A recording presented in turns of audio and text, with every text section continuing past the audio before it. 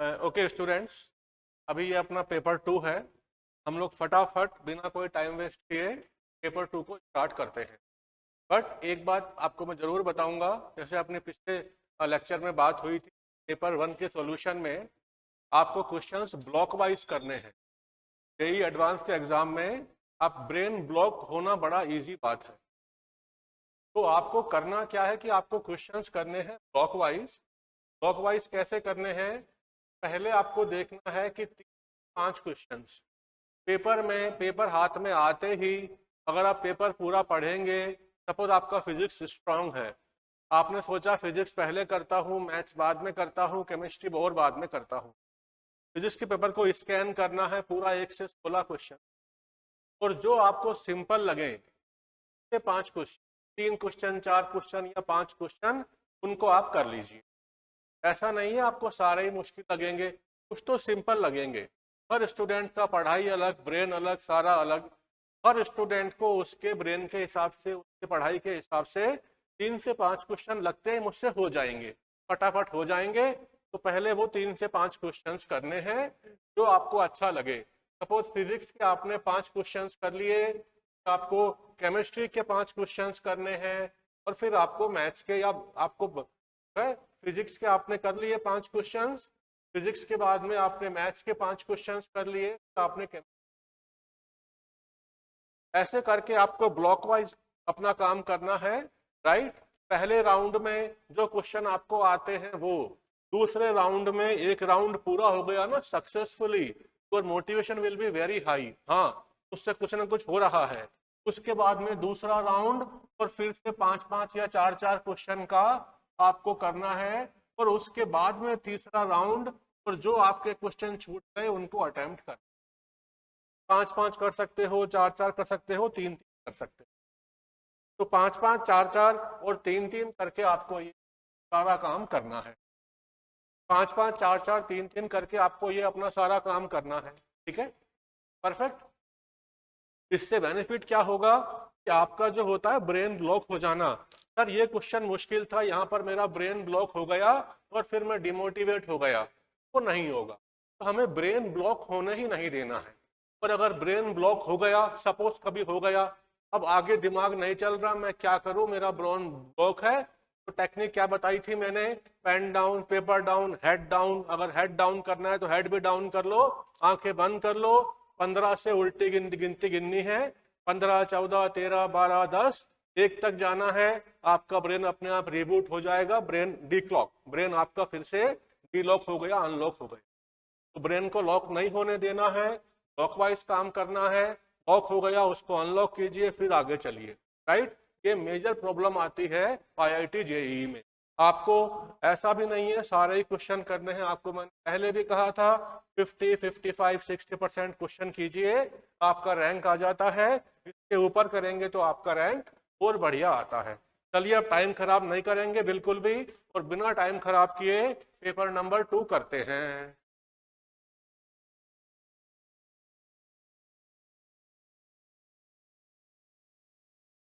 बिना टाइम खराब किए हम लोग पेपर नंबर 2 करते हैं, ठीक है।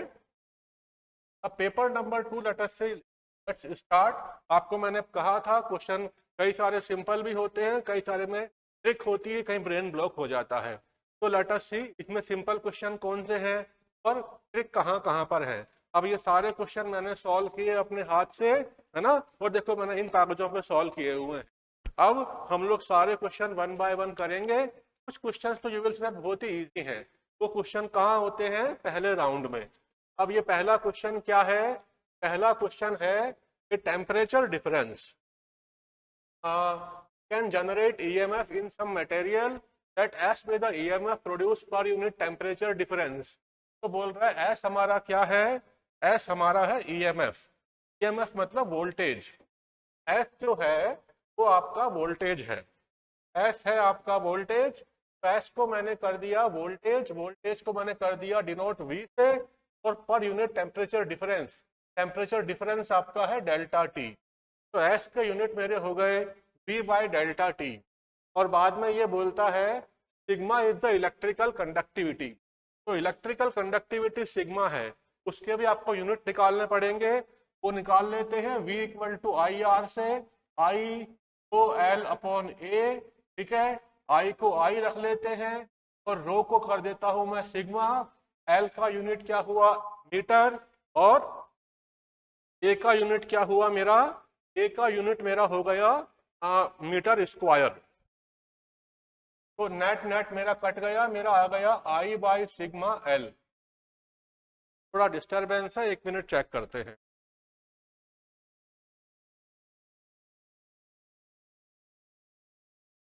डिस्टरबेंस आ रहा है रिकॉर्डिंग में काफी, रिकॉर्डिंग प्रॉपर होगा क्या? तो डिस्टरबेंस तो बहुत आ रहा है सामने रिकॉर्डर में, स्क्रीन कुछ हो रहा है।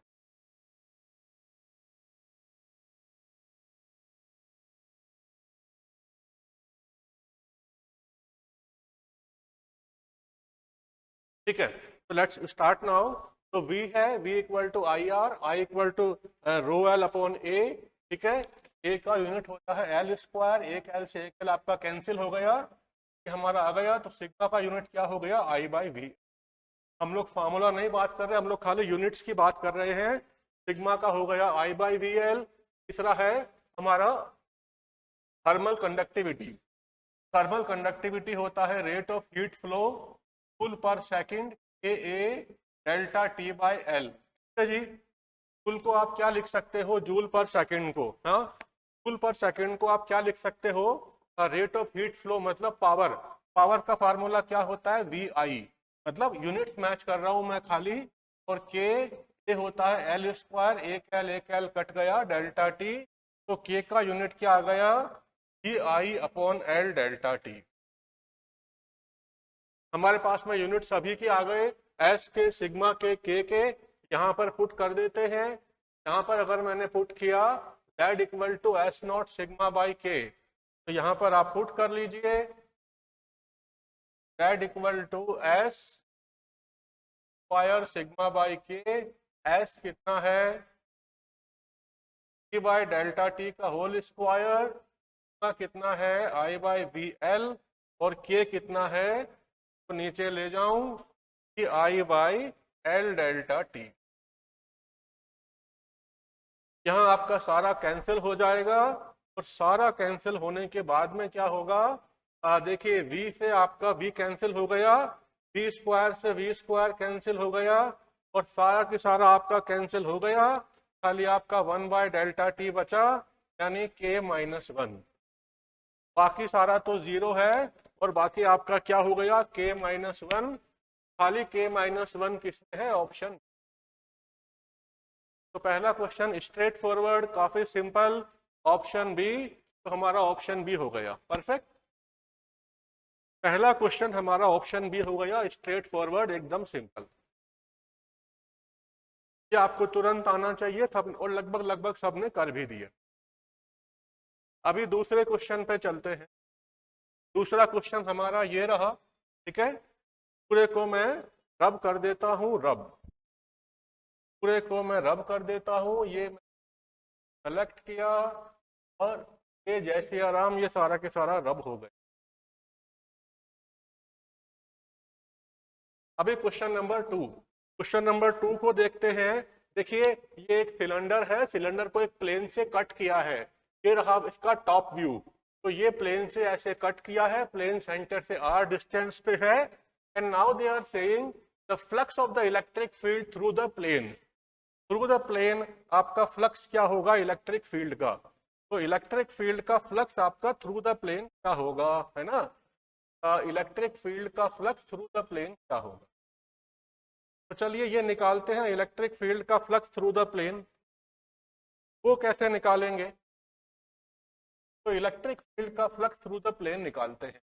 तो ये प्लेन है, तो इसके प्लेन के कितने पार्ट हैं, प्लेन के, ये रहा हमारा प्लेन।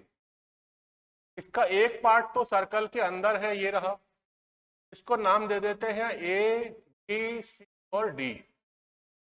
तो जो ए बी मेरा है वो तो मेरा सर्कल के अंदर है, ए बी से कोई फ्लक्स जाएगा नहीं, फ्लक्स जाएगा ए बी से नहीं,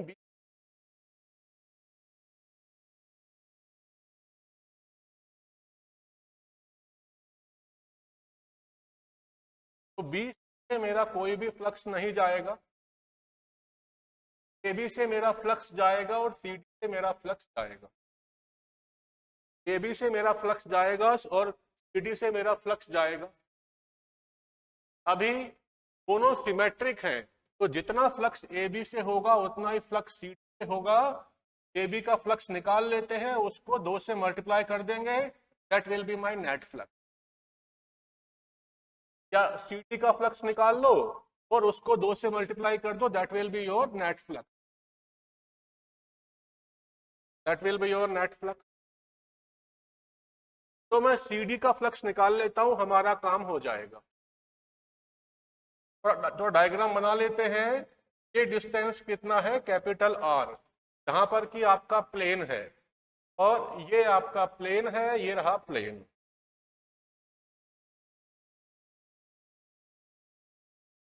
और ये मेरा है पहला सर्कल, और पहले सर्कल को ऐसे कट कर रहा है ये डिस्टेंस कितना है, √r। ये सर्कल अंदर वाला है और ये मेरा रेडियस है r।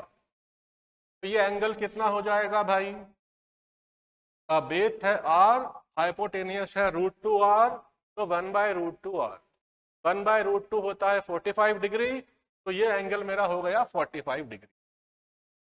ये बात हो गई अंदर वाले सर्किल की। अब देखते हैं बाहर वाला सर्कल, मैं उसको ड्रॉ करता हूं, कलर चेंज कर लेता हूं येलो। तो बाहर वाले सर्किल को ये कहां पे कट करेगा, प्लेन, ये प्लेन बाहर वाले को कहां पे कट करेगा। तो बाहर वाला सर्कल मेरा ये है, और जो है ये आउटसाइड सर्कल है, और ये उसको ऐसे कट कर रहा है, और उसका डिस्टेंस कितना है, 2r। फिर से वही है, ये 2r है, ये r है, तो ये पूरा एंगल कितना हो जाएगा, 60 डिग्री का। तो 45 से 60 के बीच में जो भी पार्ट है उसी का फ्लक्स मेरा बाहर जाएगा। ये जो मेरा चार्ज है, ये रहा मेरा चार्ज।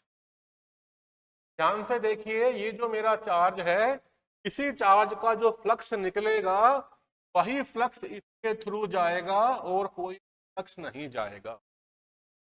ये जो मेरा चार्ज है, तो इस चार्ज से कुल कितना फ्लक्स निकला मैं वही देख लेता हूं, है ना। अब इस चार्ज से कुल फ्लक्स कितना निकला, टोटल एंगल है मेरा 15 डिग्री। टोटल एंगल है मेरा 15 डिग्री, जो इस चार्ज का आता है, पूरा चार्ज 360 है, इंटू Q/ε। इतना फ्लक्स निकला। बट हमें पता है इलेक्ट्रिक फील्ड मटेरियल के अंदर जाते ही तो डाइलेक्ट्रिक कम कर देता है, इंड्यूस चार्ज आ जाते हैं यहाँ पे, तो इलेक्ट्रिक फील्ड में K का फैक्टर और आ जाएगा। बस अब ये आपका आंसर आ गया। तो ट्रिक इतनी सी थी, ये जो चार्ज है इसी का फ्लक्स आगे जाएगा, और कोई फ्लक्स आगे नहीं जाएगा। तो आप वैल्यूज पुट कर लीजिए, आपका आंसर आ जाएगा। ठीक है, आपका आंसर आ जाएगा। तो इसको मैंने ऐसे ऐसे कट किया, तो ये मेरा कट हो गया 1/24। का वैल्यू कितना है,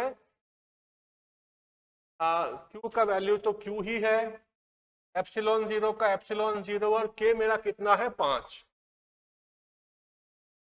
ये मेरा है 5। ये फ्लक्स कहां से हो गया, CD से, तो इसको 2 से मल्टीप्लाई और कर देते हैं, तो मेरा ये आंसर आ गया 60,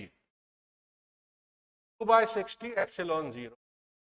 तो मेरा आंसर आ गया Q/60 ε0, ऑप्शन नंबर 3। ठीक है जी, सिंपल क्वेश्चन। खाली ट्रिक क्या थी, ये जो पार्ट है इसी का फ्लक्स आगे जाएगा, और तो जा नहीं रहा, तो मैंने इसी का फ्लक्स देख लिया, इसी को मैंने कैलकुलेट कर लिया।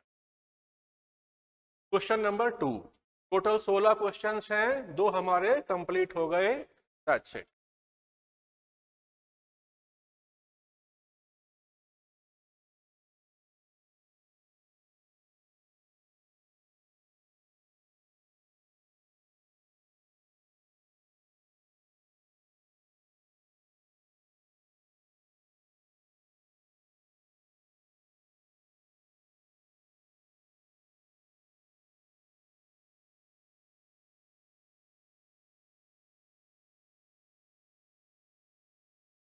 Question number 3।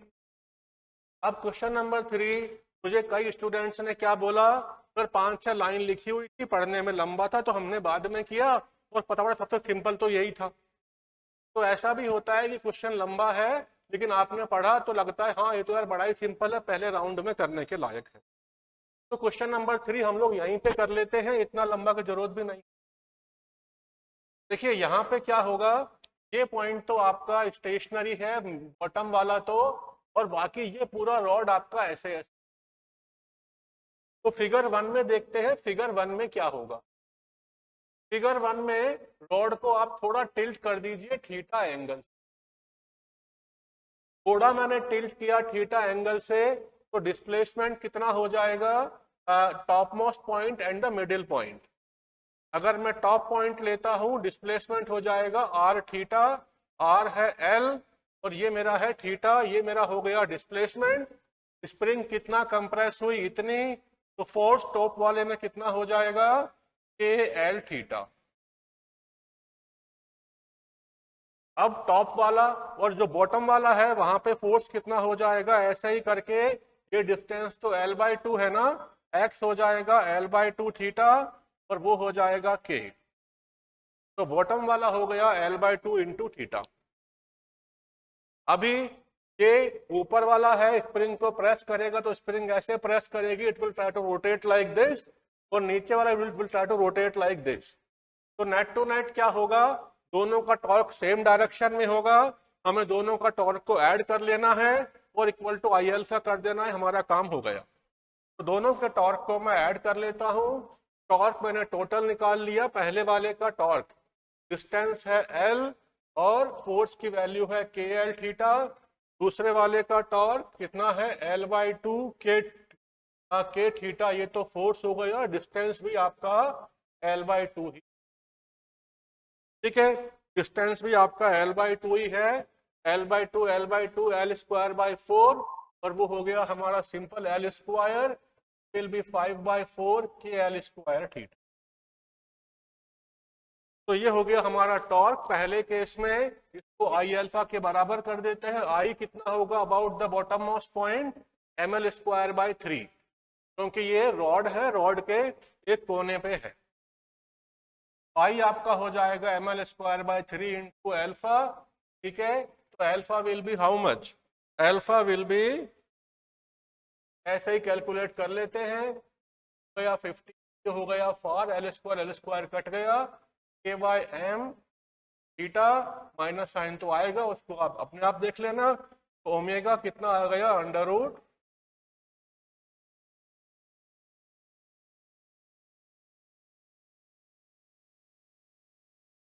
ओमेगा आपका आ गया अंडर रूट 15/4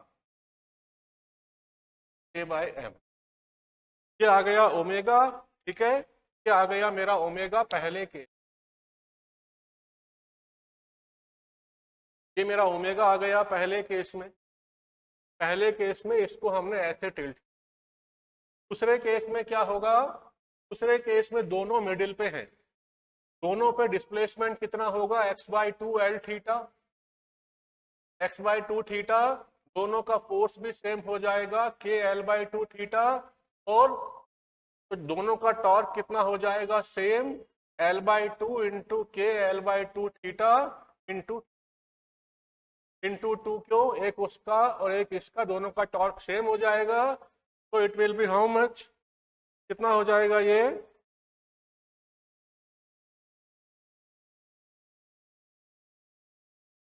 कि 2 से मेरा 2 कैंसिल हो जाएगा, के l² थीटा/2, ये मेरा इसका टॉर्क हो गया, ठीक है।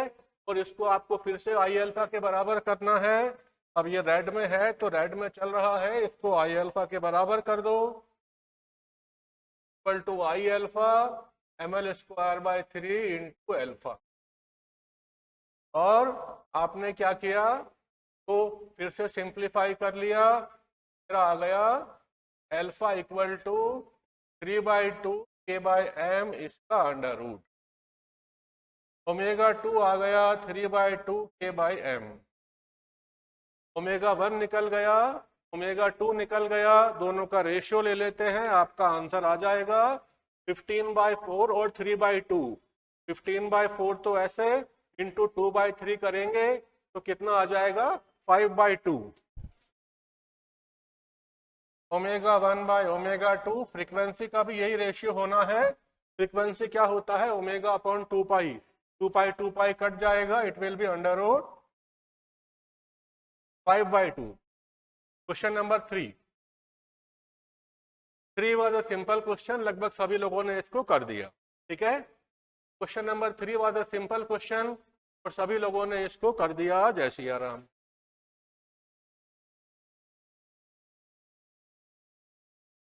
है ना, 1 वाज अ सिंपल क्वेश्चन, 2 को थोड़ा सोचना था कि उतना ही चार्ज जाएगा, और question number 3 straight forward question, इसको लगभग सभी स्टूडेंट्स ने कर दिया।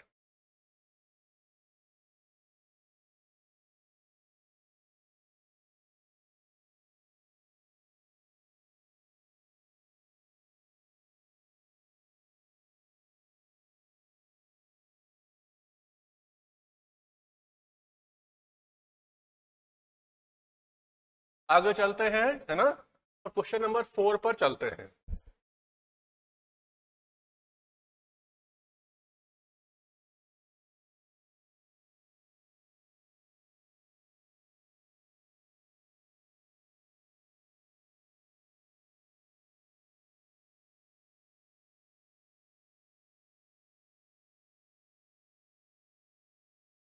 क्वेश्चन नंबर 4 में क्या बोल रहा है, एक ये अंदर हैवी स्टार है, इसका मास है m1, और ये लाइटर स्टार है, इसका मास है m2, और m2 m1 के आगे ऐसे ऐसे घूम रहा है,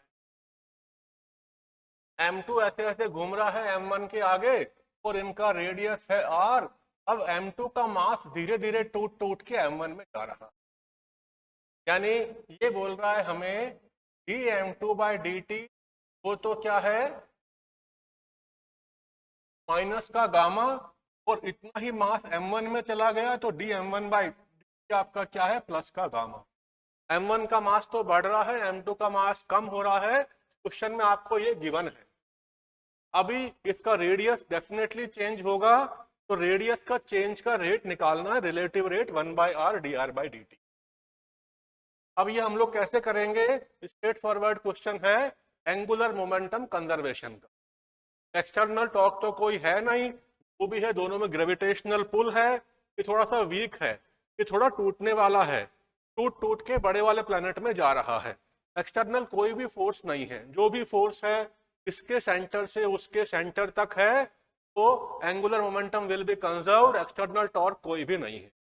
तो हम लोग क्या बोलेंगे, angular momentum of 2 will be equal to constant, वो चेंज नहीं होगा, इसको यहाँ पे यूज करना है, फटाफट से अपना काम हो जाएगा। तो फोर्स बैलेंस कर लेते हैं, any time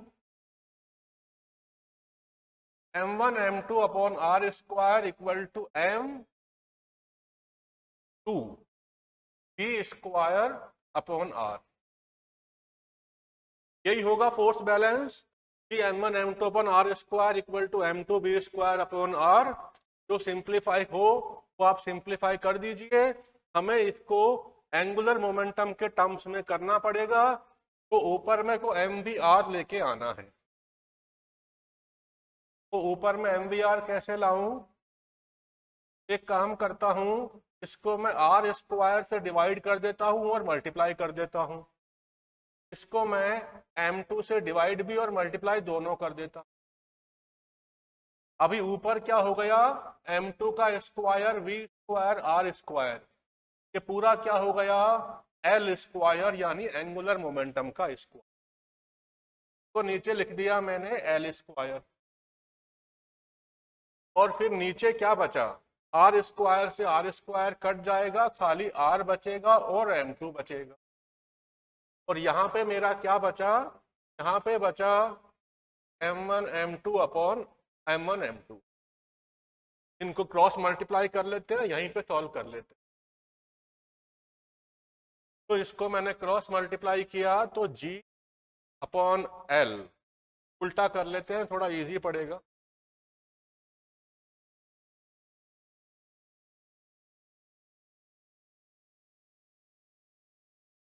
L upon G, L square upon m1 m2 square upon R. As you can see L भी कांस्टेंट है, जी भी कांस्टेंट है, ये टर्म भी आपका कांस्टेंट रहेगा। इसको डिफरेंशिएट कर दो पूरे को with respect to R. Differentiate कैसे करेंगे? पहले इसका लॉग ले लेते हैं, बाद में डिफरेंशिएट कर देंगे। तो इसका पहले लॉग ले लो,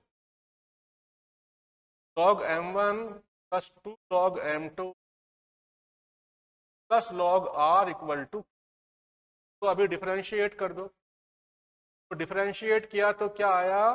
1 बाई m1 बाई dt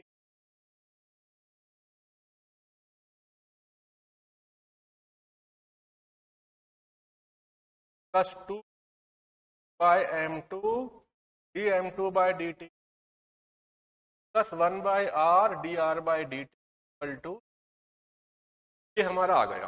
ठीक है, तो इसको एक बार आप देख लीजिए जरा।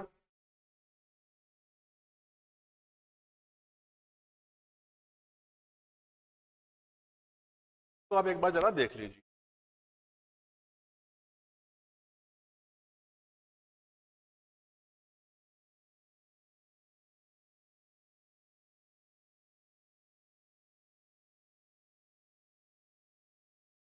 आगे मैं यहीं पे कर देता हूं, ये जगह मेरी थोड़ी खाली बची है। m1 by D T given है क्वेश्चन में, गामा और माइनस का गामा पुट कर देते। 1 बाई m1 ये है गामा, माइनस बाई m2 ये भी है गामा, और plus 1 by r by D T. अभी m1 काफी बड़ा है, क्वेश्चन में गिवन है m1 is much much greater than m2। ये क्वेश्चन में गिवन है 1 बाई m1 क्या होगा? Negligible compare to 1 by m2।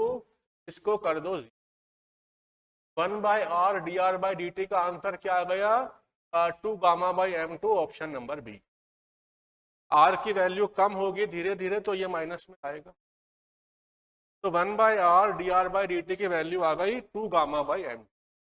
ठीक है, गामा बाई m2, ये आपका आंसर आ जाएगा। वैसे भी आपको यहाँ पे जो है dm2 by dt, right right, ये हमारा ऐसे आंसर आ जाएगा।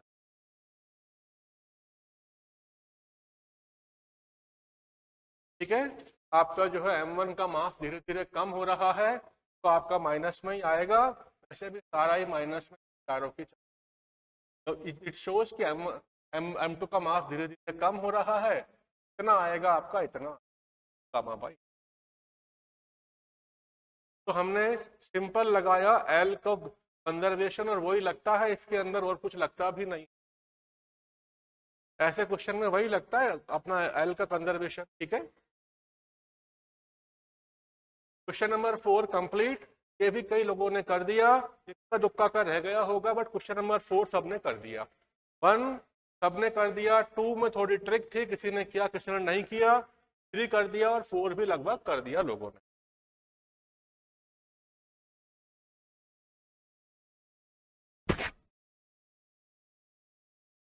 हम लोग इस चैप्टर में अब ज्यादा ज्ञान नहीं बांटेंगे, डायरेक्टली हम लोग क्वेश्चंस करेंगे, ताकि अपना 1 से 1.5 घंटे में ये अपना खत्म हो जाए।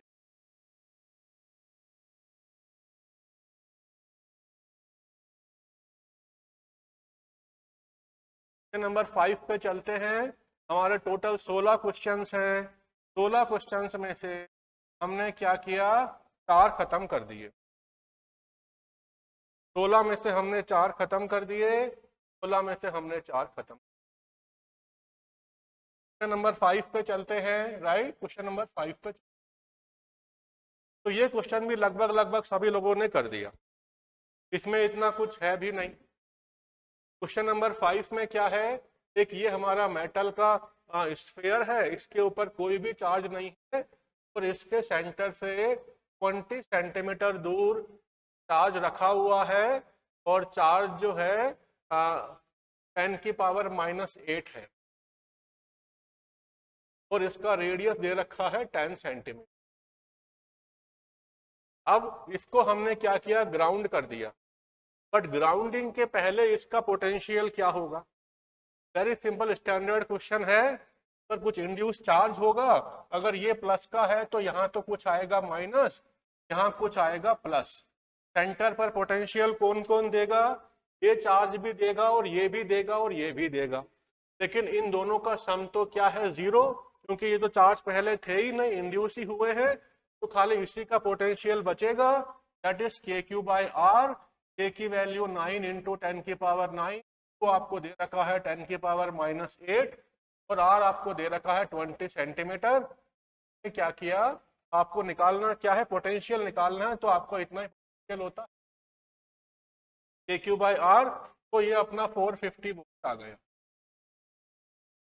इसमें ए पार्ट में तो कुछ भी नहीं है, ए पार्ट आपका परफेक्टली करेक्ट हो गया, राइट, ए पार्ट आपका परफेक्टली करेक्ट। अब बी पार्ट में क्या होगा कि बी पार्ट में ये बोलता है स्फीयर को आपने ग्राउंड कर दिया, तो ग्राउंड करने से क्या होगा, इसका पोटेंशियल आपका जीरो हो जाएगा। पोटेंशियल जीरो करने के लिए पॉजिटिव चार्ज जो है वो ग्राउंड में जाएगा। प्रैक्टिकली तो पॉजिटिव चार्ज जाता नहीं, नेगेटिव ही जाता है, तो नेगेटिव या तो ग्राउंड से उसमें जाएगा, ऐसे ले लो, अगर पूछे ग्राउंड से इसमें कितना गया तो नेगेटिव, और ग्राउंड और इससे ग्राउंड में कितना गया तो पॉजिटिव। अब इसका पोटेंशियल आपको जीरो करना है, इसका पोटेंशियल आपको जीरो करना है, तो इसके एक तो पोटेंशियल ये देगा 450 वोल्ट, और इतना ही पोटेंशियल इसका माइनस चार्ज भी देना चाहिए।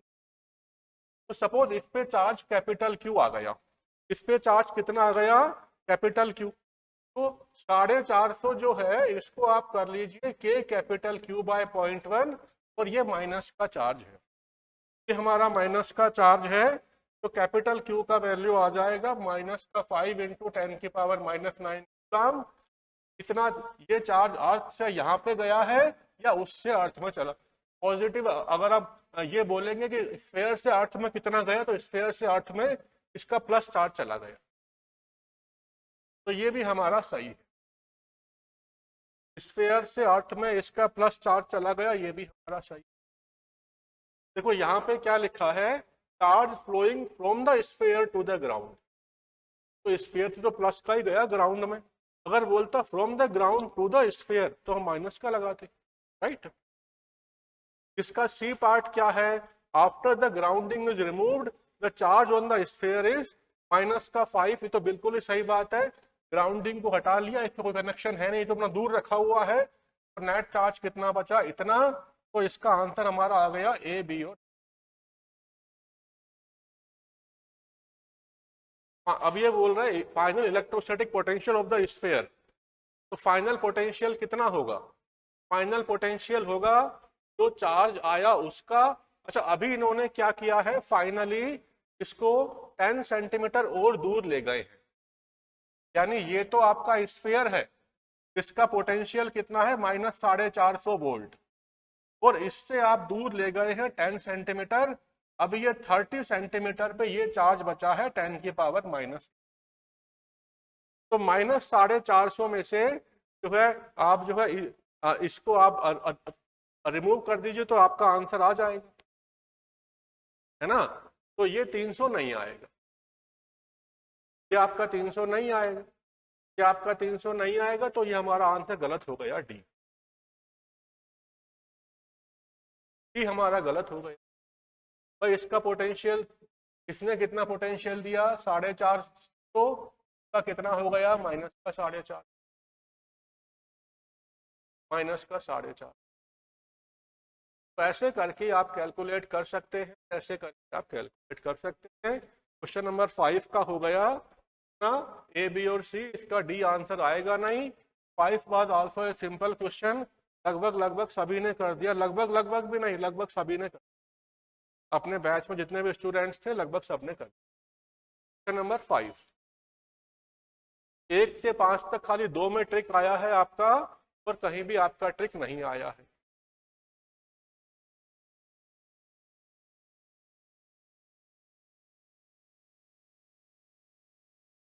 क्या हुआ,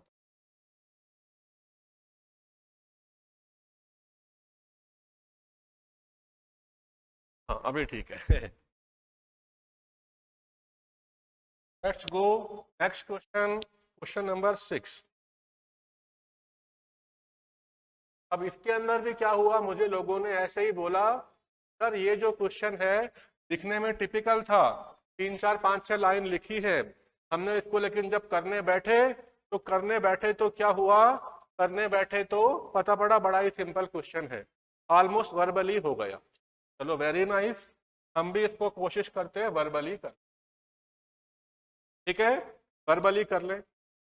तो देखिए इसमें एक मिरर तो ये है और एक मिरर ये है, बीच में एक ग्लास की स्लैब है जिसका कि रिफ्रैक्टिव इंडेक्स है एन नोट, उसका थिकनेस है टी, और इसके एकदम बीच में एक ऑब्जेक्ट रखा है एस, टाइट सोर्स है ऑब्जेक्ट है, तो ये बोल रहे हैं उसका इमेज उस पर ही बनना चाहिए। तो ऐसा कब कब पॉसिबल है, ए बी सी डी में से कौन कौन से आंसर हो सकते हैं, ये आपका मल्टीपल चॉइस का क्वेश्चन है, more than one can be correct. तो सबसे पहले देखते हैं कि देखिए इसमें एक तो 4f है, चारों ऑप्शन में एक तो 4f कांस्टेंट है, एक 2f कांस्टेंट। पहले इसी को देख लेते हैं। अगर ये ग्लास स्लैब होती ही नहीं, सपोज ग्लास स्लैब होती ही नहीं, और ये फिर इनके बीच में डिस्टेंस कितना होता, अगर ग्लास स्लैब नहीं होती तो ऑब्जेक्ट का इमेज ऑब्जेक्ट पे कब कब बन सकता है। पहला केस, ये डिस्टेंस हो आपका फोकल लेंथ के बराबर ऑब्जेक्ट से लेकर के मिरर का, तो क्या होगा, ये रेज आएंगी, दे विल बिकम पैरेलल, ये तो है ही नहीं, पैरेलल बाद में आके फोकस पे सेंटर हो जाएंगी, तो जहां से इमेज चली वहीं पहुंच गई, रे चली तो आपका इमेज वहीं पर बन गया। एक तो ये हो सकता है केस, ये भी एफ और ये भी एफ, टोटल डिस्टेंस आपकी, है ना, एक तो ये केस हो सकता है। एक और केस क्या हो सकता है कि एफ तो क्लियर हो गया, एक और केस क्या हो सकता है हमारा स्टैंडर्ड केस, अगर ऑब्जेक्ट 2f पे है, कॉनकेव मिरर के सामने इमेज भी 2f पे ही बनेगी, तो 2f वाला कैसा हो जाएगा, तो हमारा हो जाएगा कि भाई ये इसको अभी आप 2f कर दीजिए, ऑब्जेक्ट 2f पे तो इमेज भी आपकी 2f पे ही बनी, क्योंकि ये रे सीधी जाएगी और ये रेडियस ऑफ कर्वेचर है, तो वापस से ऐसे ही आ जाएगी, यहाँ पर भी रे ऐसे गई वापस से ऐसे ही आ गई, तो ये आपका रेडियस ऑफ कर्वेचर है। इसीलिए क्या होगा कि ये डिस्टेंस आपकी 2f भी हो सकती है, 2f भी हो, हमारे पास दो केस हो गए, एक बार तो डिस्टेंस कितनी है 4f, एक बार डिस्टेंस कितनी है 2f, अगर बीच में ग्लास की प्लेट ना हो तो। अगर ग्लास की प्लेट क्या होगी तो क्या होगा, अगर ये ग्लास की प्लेट बीच में ऐसे है और ये मेरा मिरर है, ये डिस्टेंस आप d अज्यूम कर लीजिए, ये डिस्टेंस आप t/2 अज्यूम कर लीजिए, इसका रिफ्रैक्टिव इंडेक्स क्या है n0 अज्यूम कर,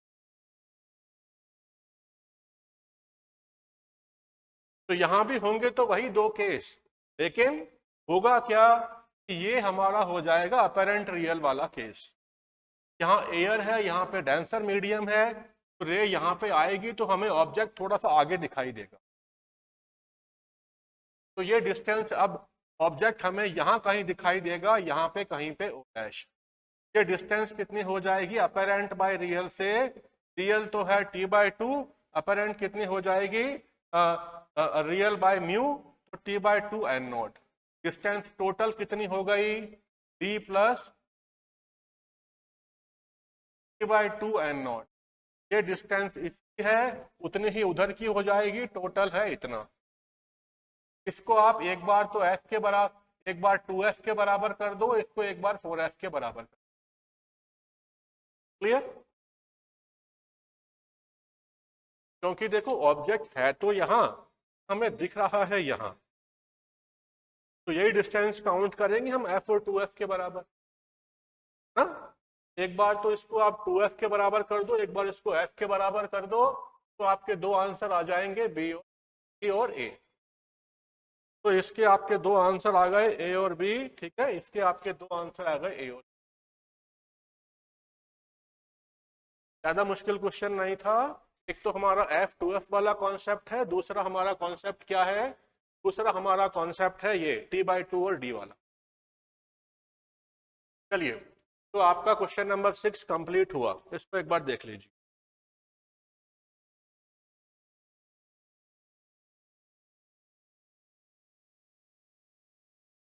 एक आई थिंक एक क्वेश्चन में ट्रिक मिला है, वो अपना Q/2 वाले में, बाकी में कोई बड़ा बड़ा ट्रिक नहीं है, छोटा छोटा तो है, लेकिन बड़ा बड़ा कोई ट्रिक नहीं है कि ब्रेन ब्लॉक ही हो जाए, है ना।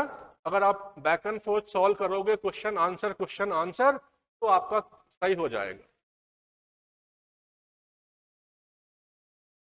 चलिए, क्वेश्चन नंबर 6 आपका कंप्लीट हुआ, क्वेश्चन नंबर 6 आपका कंप्लीट हो गया।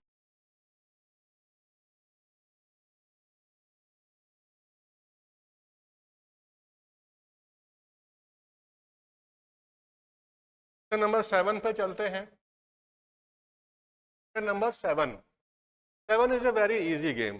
7 में तो ना कुछ भी नहीं है, एक ये सेटअप है प्लेट्स का, एक ये सेटअप है। तो आपको पूछा है कोई कोई रीजन में इलेक्ट्रिक फील्ड कितना होगा और कोई कोई रीजन में आपका पोटेंशियल कितना होगा, और ये भी गिवन है कि ये प्लेट्स क्या है, नॉन कंडक्टिंग शीट्स है, लार्ज नॉन कंडक्टिंग। तो नॉन कंडक्टिंग शीट्स का इलेक्ट्रिक फील्ड का फार्मूला क्या होता है, σ/2ε। हम लोग यही यूज करेंगे, यही यूज। तो पहले मैं लेता हूं कॉन्फ़िगरेशन 1, बाद में लूंगा कॉन्फ़िगरेशन 2। तो मैंने कॉन्फ़िगरेशन 1 लिया, 1 2 3 4 5 6 प्लेट हैं, 1 2 3 4 5 और 6। ये रीजन 1 2 3 4 5 पर कितना है, plus sigma minus sigma plus sigma plus minus plus minus plus sigma और माइनस सिग्मा, एकदम सिमेट्रिक है। अभी ये बोलता है इनके बीच में इलेक्ट्रिक फील्ड क्या होगा, तो हर जगह इलेक्ट्रिक फील्ड निकाल लेते हैं 1 2 3 4 5 में। तो रीजन 1 में इलेक्ट्रिक फील्ड कितना होगा, इधर कितना है, σ/2ε0। तो ड्यू टू दिस प्लेट कितना हुआ, σ/2ε0 इस तरफ, पॉजिटिव है तो इस तरफ। तो due to all this plate कितना हुआ, ये प्लस माइनस कैंसिल, खाली माइनस बचा, उसका भी उस तरफ ही होगा, दैट इज σ/2ε0 दिस साइड। दोनों को आप ऐड कर लीजिए, का वैल्यू आ गया σ/ε0। गिवन का वैल्यू σ/ε0। ऐसे ही रीजन 2 में निकाल लो, रीजन 2 में क्या होगा, इधर भी 0, इधर भी प्लस माइनस 0। तो रीजन 2 के अंदर इलेक्ट्रिक फील्ड आपका आ गया 0, ये दोनों मिलकर 0 चार्ज, ये दोनों 0 और ये दोनों 0। इसके इधर भी नेट चार्ज 0, इधर भी net charge 0, electric field 0। Region 3 में क्या होगा, प्लस माइनस 0, एक प्लस बचा एक माइनस बचा, प्लस का σ/2ε0 दिस साइड और माइनस का भी दिस साइड। 3 के अंदर भी आपका σ/ε। रीजन 4 में क्या होगा, रीजन 4 में फिर से 0, ये प्लस माइनस 0, इस तरफ net charge 0, plus minus 0 plus minus 0। तो रीजन 4 का भी आपका इलेक्ट्रिक फील्ड।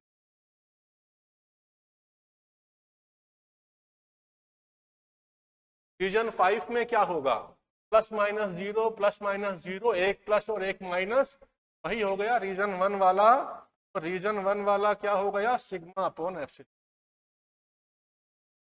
तो सारे रीजन का निकल गया आपका, है ना। अभी ये बोलता है region 4 of the configuration 1 electric field का मैग्नीट्यूड 0 है। रीजन 4 में इलेक्ट्रिक फील्ड का मैग्नीट्यूड कितना है, 0। ए बिल्कुल करेक्ट है। ये बोलता है potential difference between first and the last sheet of configuration 1 is 5 volt. Potential difference क्या होगा इसके और इसके बीच। पोटेंशियल का फार्मूला क्या होता है, V equal to electric field into distance.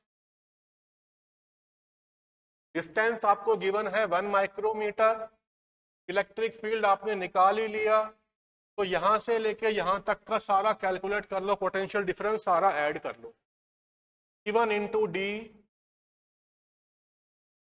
Plus E2 into D plus E3 into plus E4 into plus E5 into, इन सब का पोटेंशियल डिफरेंस आ गया। इसको आप यहाँ पे पुट कर दीजिए। E2 तो आपका 0 है, E4 आपका 0 है, E1 E3 E5 तीनों सिग्मा बाय एप्सिलॉन 0 है। It will B 3 sigma by epsilon, it will B 3 sigma by epsilon 0। ठीक है,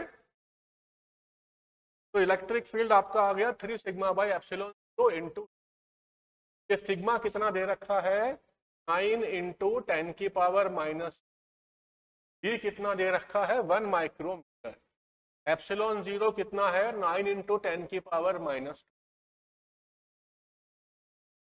तो सिग्मा बाय एप्सिलॉन 0 डी कितना हुआ, ये सब कैंसिल हो गया, आपका आ गया 1 1 यहां पर पुट कर दीजिए तो आपका आ गया 3।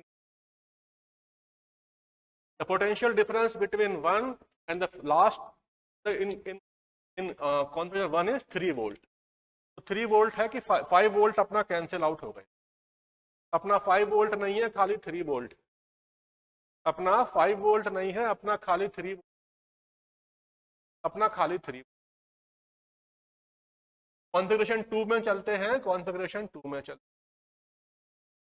तो इसमें क्या होगा, जो यहाँ पे किया वो ही वहां पे करना है। अभी इलेक्ट्रिक फील्ड निकालना है 1 2 3 4 5 रीजन में, एक क्वेश्चन इलेक्ट्रिक फील्ड का है, एक क्वेश्चन पोटेंशियल का है।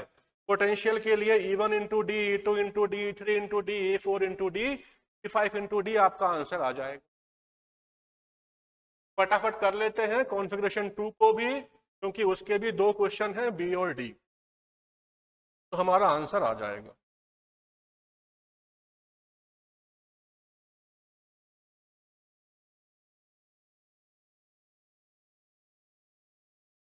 चलिए कॉन्फ़िगरेशन 2 देखते हैं। 1 2 3 4 5 6, पहले पे चार्ज कितना है प्लस सिग्मा बाई 2, दूसरे पे minus sigma, plus sigma, minus sigma, plus sigma, minus sigma. 1 2 3 4 5 calculate करते हैं डायरेक्टली। इवन कितना होगा, plus minus cancel, plus minus cancel, इसका हो गया प्लस सिग्मा बाई 2 इस तरफ, माइनस सिग्मा बाई 2 भी towards right, net to net sigma का निकालना है towards right, upon 2 epsilon 0 towards right. ये मेरा E1 का हो गया।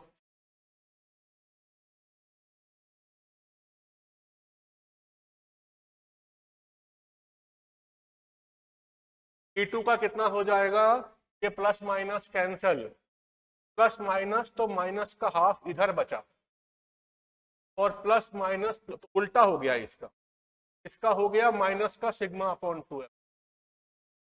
इन दोनों का सम होगा माइनस का हाफ, इन दोनों का सम प्लस का half, that electric field will be like this.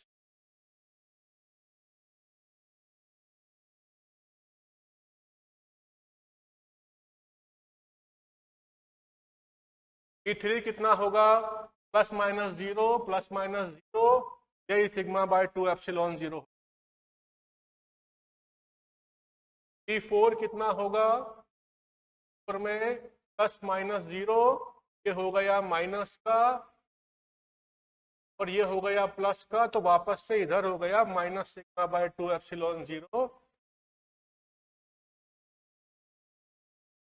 E5 क्या होगा, प्लस माइनस 0 प्लस माइनस 0, ये बचा plus sigma by 2 minus sigma by 2, net to net ये हो गया E1 के बराबर। आंसर क्वेश्चन कर लेते हैं। In region 3 electric field sigma upon epsilon 0, ये हो गया गलत। ये रीजन 3 में हमारा कितना आ रहा है, sigma upon 2 epsilon 0, this is wrong, this is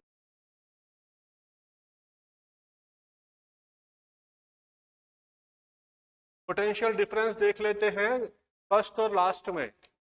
E1 into D, E2 into D, E3 into 4 into D, E1 E2 cancel, E3 E4 cancel, ये लास्ट टर्म आपकी कैंसिल नहीं हुई, लास्ट टर्म तो आपकी कैंसिल ही नहीं हुई भाई, तो पोटेंशियल डिफरेंस कितना आ जाएगा 1/2 सिग्मा अपॉन एप्सिलॉन 0 डी। ये तो 1 था तो 1/2 वोल्ट आएगा, ये गलत हो गया डी पॉट। तो आपका ए और सी तो करेक्ट है, बी और डी आपका रॉन्ग है, and that's it. Question number 7 complete. Not a difficult question, easy question, but आपको सारा सॉल्व करना पड़ेगा। अभी तो फटाफट हो रहा है, कोई सिंपल ही क्वेश्चन है, हो सकता है एग्जाम में थोड़ा टाइम लग गया हो, बट क्वेश्चन सिंपल है ना। अभी तक ब्रेन ब्लॉक का एक आधा क्वेश्चन आया है थोड़ा ट्रिक वाला, बाकी तो सब सिंपल ही है। अगर सफिशिएंट टाइम दो तो हमारे क्वेश्चंस हो जाएंगे। क्वेश्चन नंबर 7,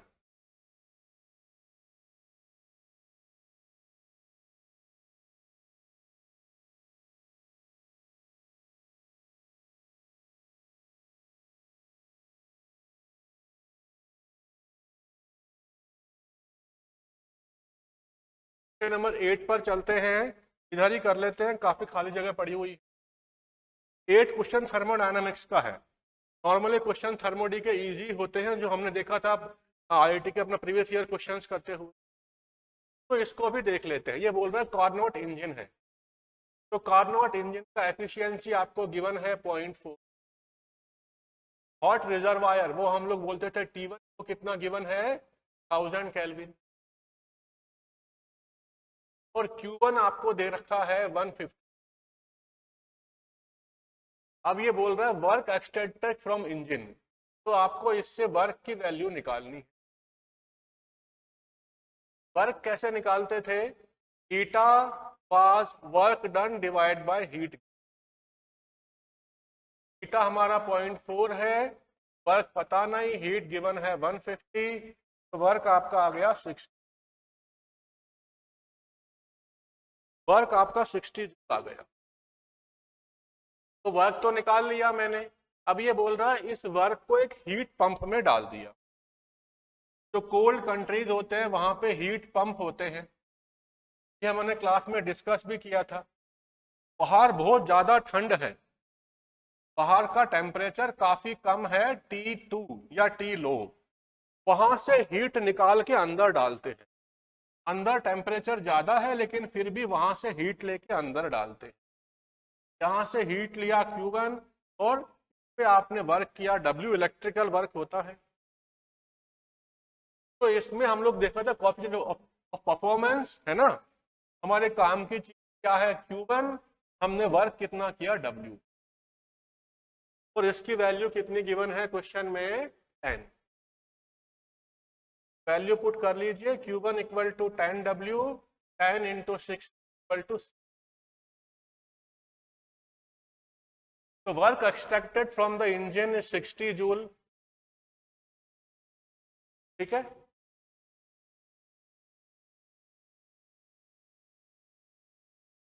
तो work extracted from the engine is 60। Temperature of cold reservoir in Carnot engine, तो यहां पे भी आपको T2 निकालना पड़ेगा कार्नोट इंजन। तो पता है T2 निकालना पड़ेगा, कैसे निकालूं, ईटा यूज कर लूं, eta equal to 1 minus T2 upon T1। इसको सिंप्लीफाई करते हैं, ये इधर जाएगा ये इधर आएगा, 1 माइनस 0.4 0.6, T2 आपका आ गया 600 केल्विन। बिल्कुल सही बात है, बी भी करेक्ट है। पार्ट देखते हैं, temperature of the cold reservoir of the heat pump. तो हीट पंप के कोल्ड का टेम्परेचर कितना है, अब वो निकालना है। कोल्ड मतलब बाहर वाला, सराउंडिंग, यहाँ पे आपको T2 निकालना है। T1 गिवन है, T1 गिवन है 300 और T2 आपको निकालना है। वो कैसे निकाले, W गिवन है 6 और Q1 कितना गिवन है 6। तो ठीक है, इसी को यूज कर लेते हैं। ये होता है मेरा T1 upon T1 minus T2, कितना है 300 और ये कितना है 300 माइनस T2 इक्वल टू 10 को यूज कर लेते, सिंप्लीफाई कर लो तो ये मेरा कितना हो जाएगा 300 divide by something equal to 10, तो ये पूरा 30 के बराबर होना चाहिए, तो T2 आपका आना चाहिए 270। 300 में कुछ को डिवाइड करोगे 10 हो जाएगा, तो ये आपका 30, ये 270 अपने आप ही आ गया, तो ये आ गया 270, ये भी करेक्ट है। Heat supply to the hot reservoir, heat pump, heat supply to the hot reservoir, वो तो कितना आ गया आपका Q1 कितना है 600, 540 तो है ही नहीं, तो ये आपको गलत हो गया। ए बी और सी तीनों आपके करेक्ट है, ए भी करेक्ट, बी भी करेक्ट, सी भी करेक्ट, और डी आपका क्या है wrong. Very easy question, the easiest possible question till now. Solve किए जाओ किए जाओ किए जाओ, ये क्वेश्चन तो एनसीईआरटी का आ गया, राइट। तो ये क्वेश्चन आपका एनसीईआरटी का आ गया, तो ये आपका क्वेश्चन हो गया एनसीईआरटी का, जय सिया राम, क्वेश्चन नंबर 8। पहले राउंड में यही क्वेश्चन करना था, 8 क्वेश्चन हो गए, 16 बचते हैं, आपका आधा पेपर हो गया।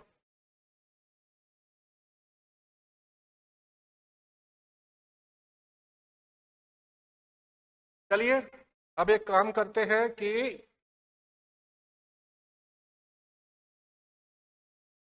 आगे चलते हैं, जरूरत नहीं थी मिटाने की क्योंकि अगला पेज पे अब ये बोल रहा है न्यूमेरिकल वैल्यू क्वेश्चन है। क्वेश्चन आपके न्यूमेरिकल वैल्यू वाले हैं, क्वेश्चन आपके न्यूमेरिकल वैल्यू वाले, क्वेश्चन आपके न्यूमेरिकल वैल्यू वाले, आपको कैलकुलेट करना है और 2 डेसिमल तक आंसर लिखना है ना। कोई नहीं पूछता है आपने कैसे कैलकुलेट किया, क्या लगाया दिमाग, है ना, यहाँ आप खुद का दिमाग लगाया हो या आपने कोई भगवान का नाम लेके लिखा, वो तो आंसर से मतलब है, आंसर निकालते हैं। क्वेश्चन नंबर 9, कई बच्चों का करेक्ट, कई बच्चों का गलत है। 9 में थोड़ा सोचना था, अगर ट्रिक नहीं समझ में आती है इसको इंटीग्रेट कर लो, सिंपली निकाल लो। हम लोग दोनों देखेंगे, इंटीग्रेशन वाला भी और ट्रिक वाला भी। 9th में क्या बोलता है, एक conducting solid sphere of radius r and charge m carries A charge q, और स्फीयर आपका गोल गोल घूम रहा है, ये कंडक्टिंग स्फीयर है और ये आपका गोल गोल घूम रहा है ऐसे, इसके ऊपर चार्ज q है और इसका मास m है और ये ऐसे ओमेगा से घूम, तो इसका एंगुलर मोमेंटम, इसका मैग्नेटिक मोमेंट डिवाइड बाय इसका एंगुलर मोमेंटम का रेशियो क्या होगा, ये m/l। तो करने के 2 रास्ते हैं, एक तो है सिंपल, अगर कुछ भी नहीं पता तो इसको एक डिस्क मान लो, डिस्क के खाली रिंग पे पेरीफेरी पे चार्ज है, एक वो रिंग बन रही है ना, तो NIA करके और जो है इसका मैग्नेटिक मोमेंट निकाल लो। एक तरीका क्या है, इंटीग्रेट कर लो, मैग्नेटिक मोमेंट का फार्मूला क्या होता है, करंट इनटू एरिया। एक डिस्क मान लेना, अंदर तो करंट है नहीं, सरफेस पे ही करंट है, और उसको आपको इंटीग्रेट करना पड़ेगा तो मैग्नेटिक मोमेंट निकल जाएगा, और L आपको मालूम ही है I ओमेगा 2/5 mr² ओमेगा, तो आपका आंसर आ गया, है ना। तो यहाँ पे क्या होगा, M तो निकलेगा शेल का और L निकलेगा सॉलिड स्फीयर का। आप खुद ही देख लो, करंट तो बाहर बाहर ही घूम रही है ना। एक तो ये तरीका है, फटाफट 2 मिनट में हो जाता है। एक तरीका है अपना वो फार्मूले वाला, कौन सा वाला, m/l इक्वल टू q/2m, उससे भी निकाल सकते हैं, m/l इक्वल टू q/2m। तो हमारा चार्ज m मास, ये मैग्नेटिक मोमेंट और ये एंगुलर मोमेंट। लेकिन यहाँ पे हमने अज्यूम किया था कि जो हमारा मास का डिस्ट्रीब्यूशन है वही हमारा चार्ज का डिस्ट्रीब्यूशन। यहाँ ऐसा तो है नहीं, मास तो पूरा पूरा है और चार्ज खाली शेल पे है। तो मैं एक काम करता हूं, इसको तो जाता हूं भूल, इसको मैं भूल जाता हूं और मैं खाली एक शेल को रोटेट करता हूं और उस शेल का निकालता हूं मैग्नेटिक मोमेंट क्या होगा। तो इसको मैं भूल गया, मेरा दिमाग से साफ हो गया, एक खाली शेल घूम रही है इमेजनरी, क्वेश्चन की नहीं है, और ही कोई शेल है वो घूम रही है। तो शेल के लिए क्या होगा, मैग्नेटिक मोमेंट, एंगुलर मोमेंटम होता है 2/3 mr²। शेल का चार्ज है q, और ये कितना हो गया 2m, m से मेरा m कैंसिल हुआ, और ये ओमेगा भी आता है ना, आई ओमेगा होता है, तो q/2 into r² omega into 2/3, तो ये मेरा हो गया 4/3 QR² ओमेगा, और ये हो गया मैग्नेटिक। एक छोटी शेल घूम रही है, खाली शेल, जिसके ऊपर चार्ज है Q, उसका मैग्नेटिक मोमेंट क्या होगा निकाल लिया मैंने फार्मूले से, क्या आप इंटीग्रेट कर लो, निकाल लो। अब m तो पता पड़ गया, अब हम चलते हैं अपने स्फीयर पे। करंट तो बाहर ही है ना, तो शेल का तो मैंने निकाल ही लिया, खाली रेडियस और ओमेगा आया, मास तो आया नहीं, तो खाली शेल का आ गया angular moment, magnetic moment IA के हिसाब से। इसका L अलग से ले लो, इसका L क्या हो जाएगा 2/5 mr²। तो M तो ले लो आप शेल का, L ले लो इसका सॉलिड स्फीयर का, तो आपका आंसर आ, तो ठीक है। अब M तो ले लिया आपने किसका, शेल का, L ले लिया आपने सॉलिड स्फीयर। तो M कितना था मेरा 4/3 r² ओमेगा, और L कितना है मेरा 2/5 mr² इंटू ओमेगा। तो ये मेरा आंसर आ गया, ये मेरा आंसर आ गया, ठीक है, ये मेरा आंसर, ये मेरा आंसर आ गया, ये मेरा आंसर, ये मेरा 4/3 होगा या 1/3 होगा, ये 2 और 2 तो मेरा कैंसिल हो गया, तो ये मेरा 1/3 होगा, तो 1/3 कर देते। अभी इसको मैं कैलकुलेट करूं, अभी इसको मैं कैलकुलेट करूं, तो कैलकुलेट कैसे होगा, ये मेरा हो जाएगा 5 ऊपर जाएगा, 6 आएगा, 5/6 ओमेगा मेरा कट गया, r² भी कट गया, है ना, 2/m, और 5/6 कितना होता है, तो इन्होंने पूछा है 2/2m, तो इसको ऐसे कर दो 5/3/2m, 5/3 कितना होता है 1.6, तो अल्फा का वैल्यू मेरा आ गया 1.7, 5/3 1.6। इसको क्वेश्चन को करने के दो रास्ते, पहला फार्मूला कोई याद नहीं, इंटीग्रेट कर लो, इंटीग्रेट करने के बाद में m निकाल लो, l पता ही है, दोनों का डिवाइड करो, आंसर निकालो। अगर लगा रहे हैं फार्मूला तो पता होना चाहिए फार्मूला डिराइव कैसे हुआ था, तो डिस्ट्रीब्यूशन मास का है, वही डिस्ट्रीब्यूशन आपके चार्ज का होना चाहिए, ऐसा नहीं है तो विजुलाइज किया एक शेल घूम रही है, तो m तो निकाल लिया शेल का फार्मूले से या इंटीग्रेशन से, l ले लिया सॉलिड स्फीयर का, डिवाइड कर लिया, आंसर निकाल। ये क्वेश्चन सही हुआ है आधे बच्चों का, आधे में से आधों ने छोड़ दिया, आधों ने गलत कर दिया। अल्फा को किसी ने 1 लगा दिया, क्या कर दिया। 100% में से 50% का क्वेश्चन सही है, बचे 50 में से 25 ने क्वेश्चन को ड्रॉप कर दिया, छोड़ दिया, और 25 ने क्या किया, 25 ने अल्फा को 1 कर दिया। ये क्वेश्चन आपका ऐसे हो, दो क्वेश्चन आए जहां पर बच्चे फंसे, question number 2, question number 9।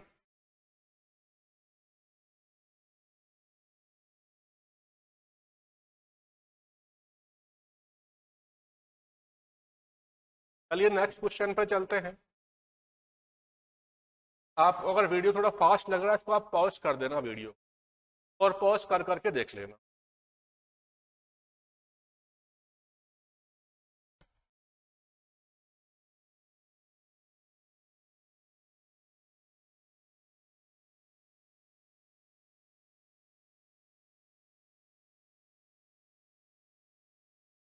Question number 10 पर चलते हैं, क्वेश्चन नंबर 10 पर। 10 क्या बोलता है, हाइड्रोजन का एटम था ग्राउंड स्टेट में, एनर्जी कितनी होती है ग्राउंड स्टेट में, इलेक्ट्रॉन की 13.6, उसने फ्रीक्वेंसी एब्जॉर्ब करी h ν1, h ν1 उसने एब्जॉर्ब करी कुछ पार्ट तो गया 13.6 मतलब बाहर निकलने में, और जो इलेक्ट्रॉन बचा एनर्जी उसकी कितनी है 10। तो एब्जॉर्ब कितना किया फोटोन 23.6 इलेक्ट्रॉन वोल्ट का फोटोन इसने एब्जॉर्ब किया। ये मेरा हो गया पहले फोटोन का एनर्जी, ये मेरा हो गया पहले फोटोन का एनर्जी। ठीक है, अब क्या किया, फोटोन को एब्जॉर्ब किया एक पॉजिट्रॉन ने, उसने बनाया पॉजिट्रोमिनियम एटम, और वो काफी अनस्टेबल होता है, थोड़ी देर में दोनों के दोनों मिलके और जो एनिलेट हो जाते हैं। बट हमें तो क्वेश्चन में गिवन है तो बना लेते हैं एक पॉजिटिव और एक नेगेटिव। ठीक है, और ये बोल रहा है कि पॉजिट्रॉन रेस्ट पे था। अब जो सेंटर ऑफ मास है मतलब इवन एनर्जी दी इवन, एक तो गई काइनेटिक एनर्जी ऑफ पॉजिट्रोमियम के सेंटर ऑफ मास की। एटम जो है वो इधर जा रहा है विथ सम वेलोसिटी, तो सेंटर ऑफ मास का एनर्जी होता है हाफ mv², वो लिख दिया मैंने इधर काइनेटिक एनर्जी ऑफ वो। अब पॉजिट्रोनियम में पॉजिट्रॉन भी है इलेक्ट्रॉन भी है, दोनों रोटेट कर रहे हैं about their own centre, energy उनका भी तो होगा हाफ mv², उसको मैंने बोल दिया ग्राउंड स्टेट एनर्जी।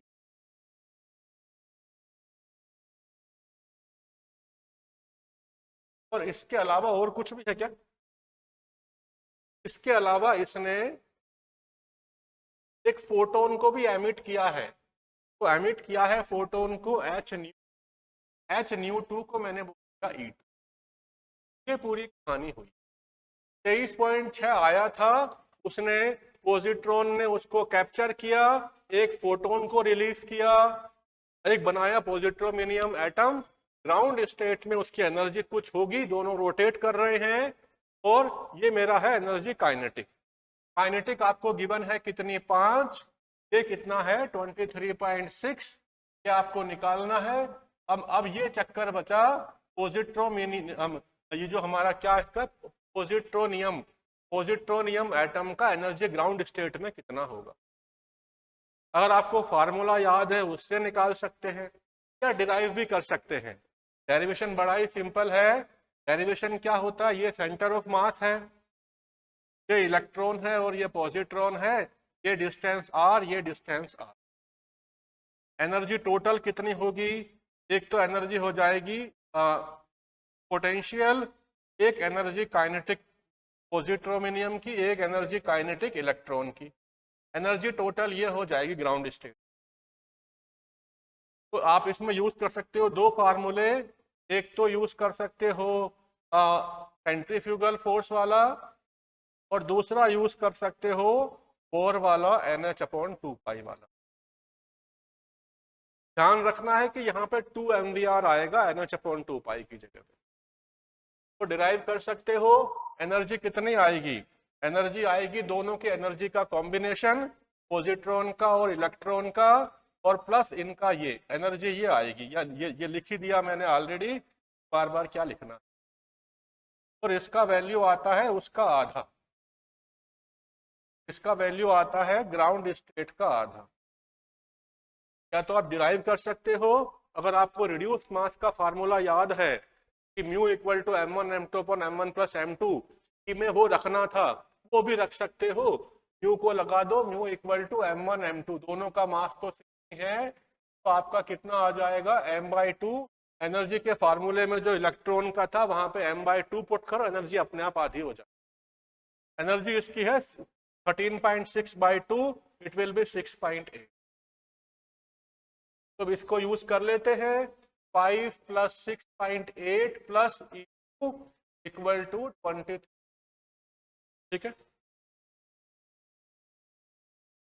आपका E2 कितना आ जाएगा 5, 6, ये मैंने सारा की सारा कर ही रखा है मेरे कागजों में, है ना, 11.8 इलेक्ट्रॉन।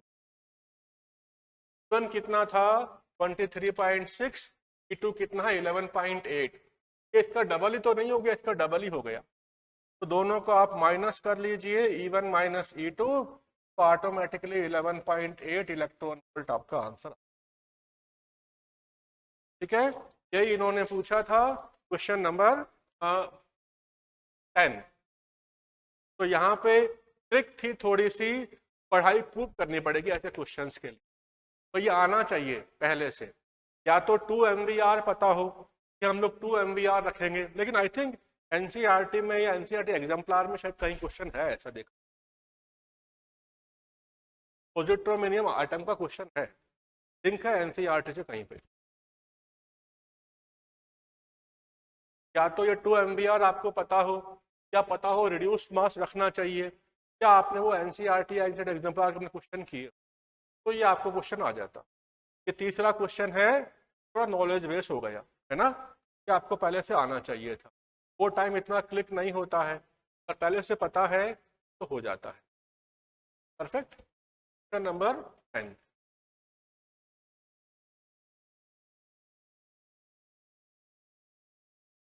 इलेवन पे चलते हैं।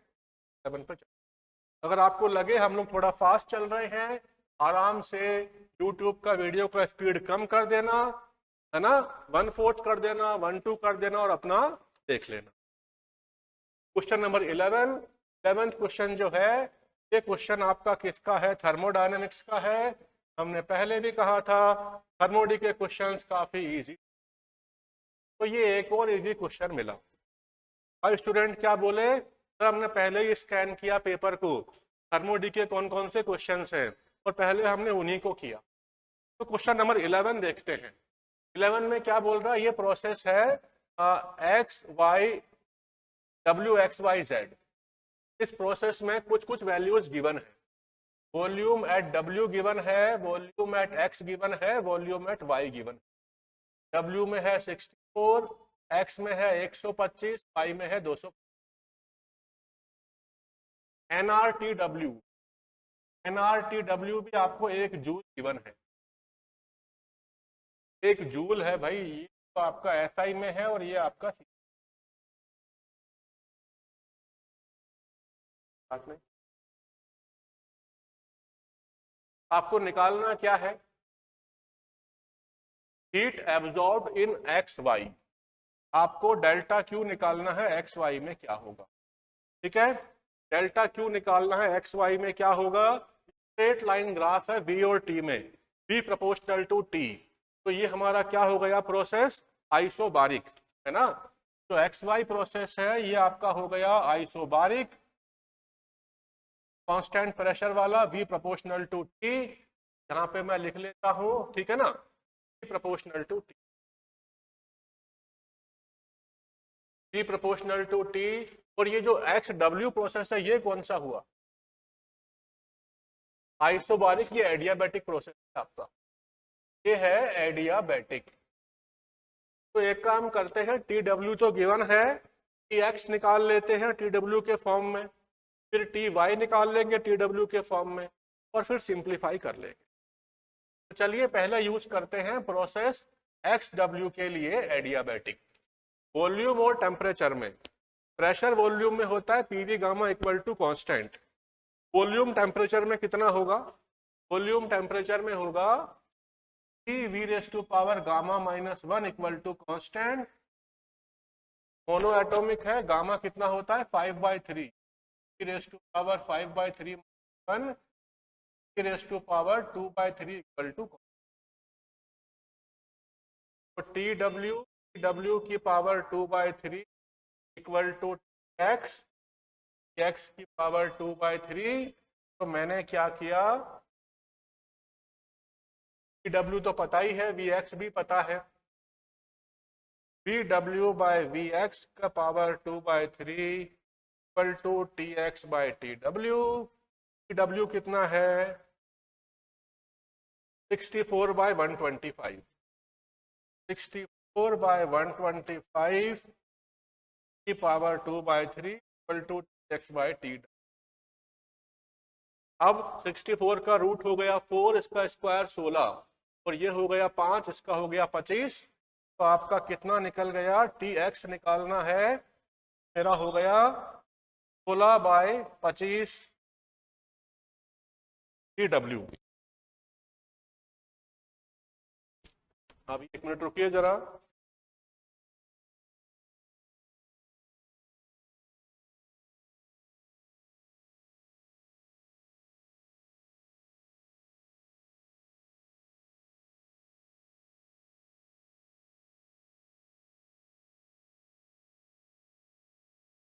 ठीक है।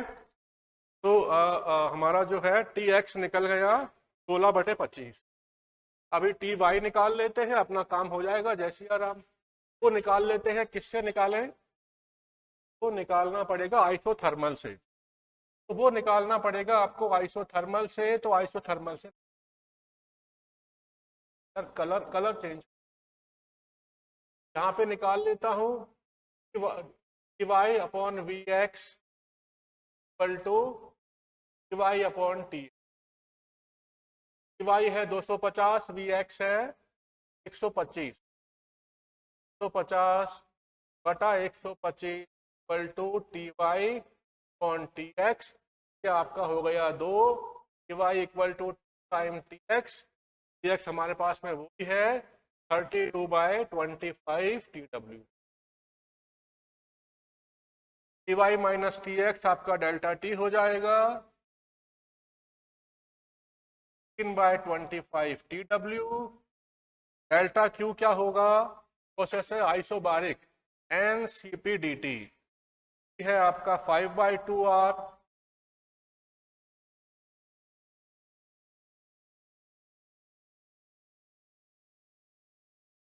एन 5/2R और डी टी आपका आ ही गया 16/25 डब्ल्यू। इससे ये कटा 5, इससे कटा 8, 8/5 1.3 NRTW। NRTW आपको पता ही है 1, तो आंसर आ गया 1. तो इसका आंसर कितना आया? 1.3।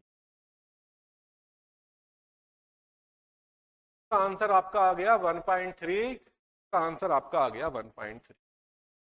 8/6 8/5 कितना होता है? 1.6। इसका आंसर आपका 1.6 आएगा। 8/5 हाँ 5 एकम 5 और 5 एकम का आंसर आपका 1.6 आया क्वेश्चन नंबर 11 का। 11 देख लीजिए, इजी क्वेश्चन था। करो करो आंसर आ जाए थर्मोडाइनमिक क्वेश्चन। हमारे 11 क्वेश्चन हो गए, 5 क्वेश्चन और बचे हैं, तो पूरा करते ही अपना आंसर आ जाएगा।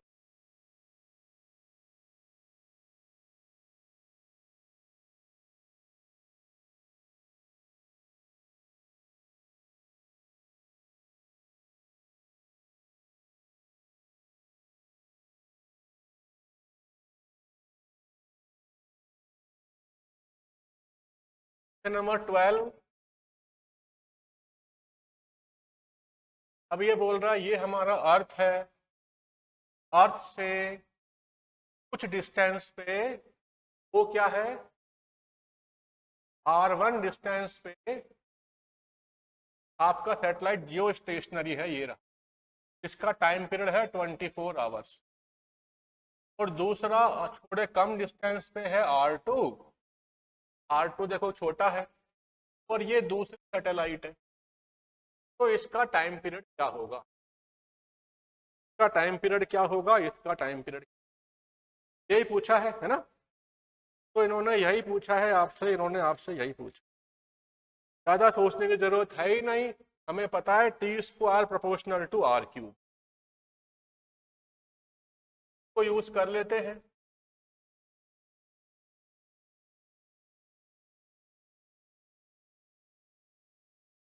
तो इसका टाइम पीरियड कितना है? 20।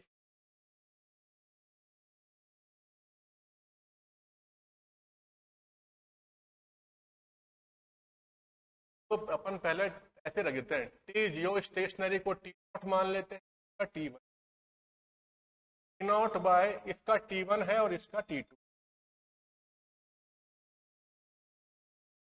ये हो गया R1। R1 कितना है?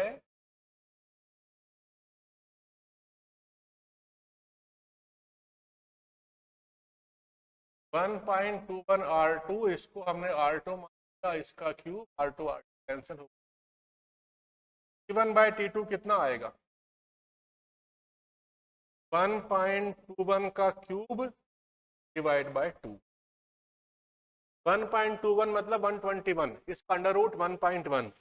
अब 1.1 को 3 बार मल्टीप्लाई करना। तो 1.1 को मल्टीप्लाई किया तो कितना आ गया? 1.3। T1 पता है 24 आवर्स, T2 कितना हो जाएगा निकाल ही सकते, हम लोग T2 भी निकाल सकते हैं, है ना। T1 तो हमें पता ही है, हम लोग T2 भी निकाल सकते हैं। T2 जाएगा 1.33 T1।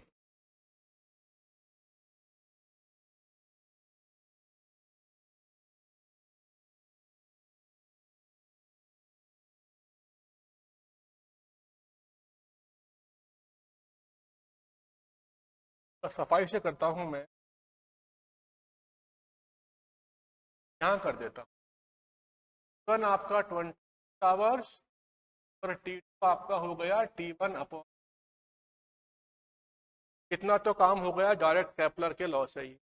अभी ये बोलता है the time period of second satellite measured from Jio station, और सेकंड उल्टी घूम रही है।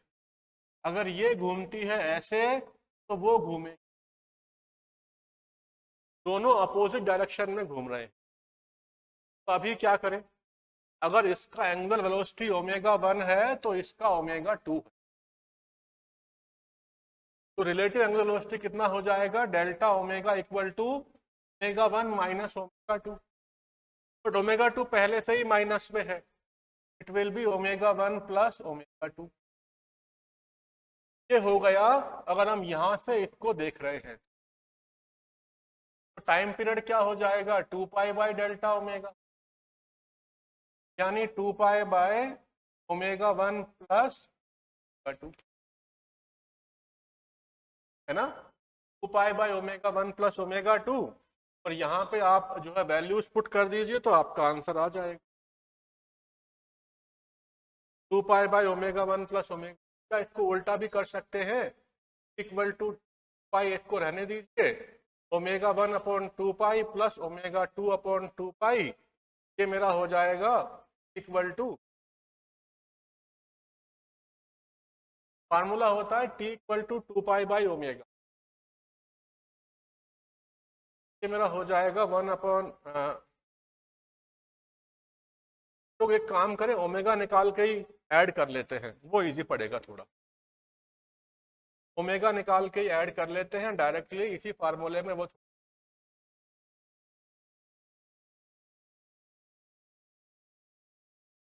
ओमेगा 1 2 पाई अपॉन 24, है ना, ओमेगा 1 2 पाई अपॉन 24 और omega 2 pi upon 24 into 1 point, यहाँ पर पुट कर सकते हैं, सॉल्व कर सकते हैं। तो मैंने इसको यहाँ पर पुट किया, सॉल्व किया, तो मेरा आंसर आ गया इतना 1.3। ठीक है,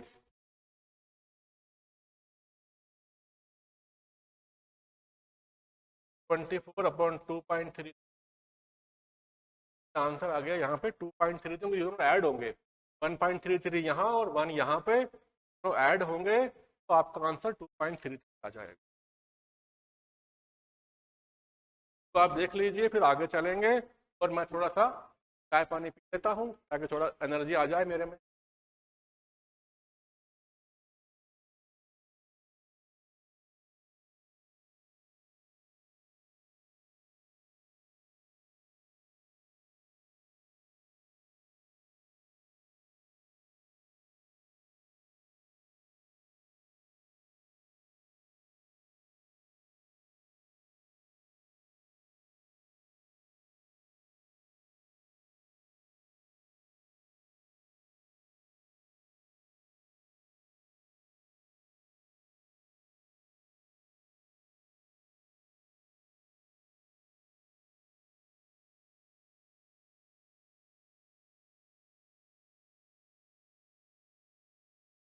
डस्टर, डस्टर तो यहाँ पे होता ही नहीं है, हाथ से मिटाना पड़ता है।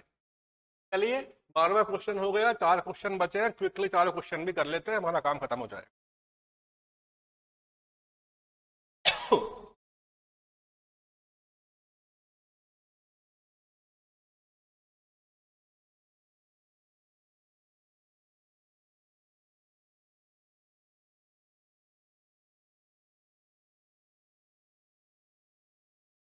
नंबर 13 फिर क्वेश्चन थर्मोडायनामिक का है, बड़े इजी क्वेश्चन होते हैं।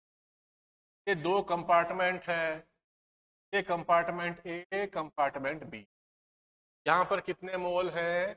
3/2 मोल है। यहाँ पर है एक, ठीक है, का लेंथ है L/2, का भी लेंथ है L/2। ये स्प्रिंग लगी हुई है, स्प्रिंग का लेंथ L0 कितना था? 2L/5 या 0.4L। अभी कितना है? 0.5L।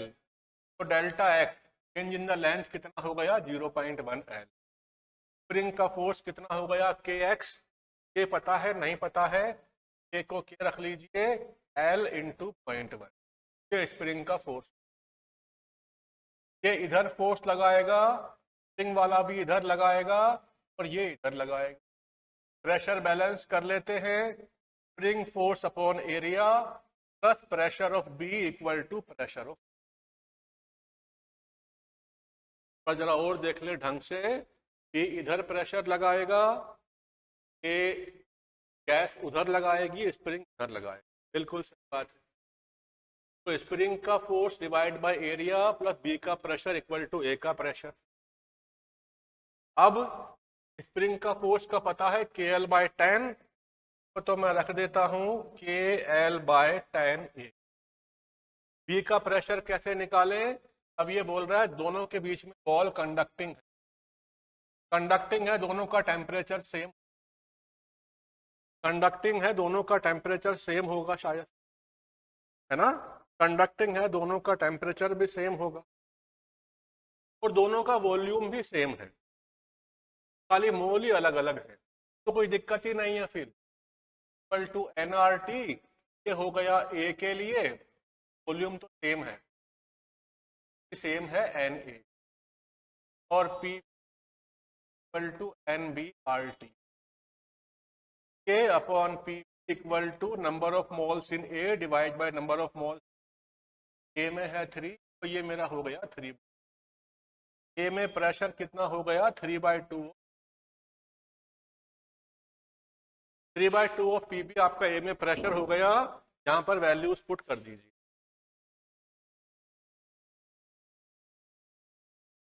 यहाँ पर वैल्यूज पुट कर दीजिए। ये हो गया मेरा KL/10 A। ये कितना हो गया? बाय, आंसर निकालना है ये KL/,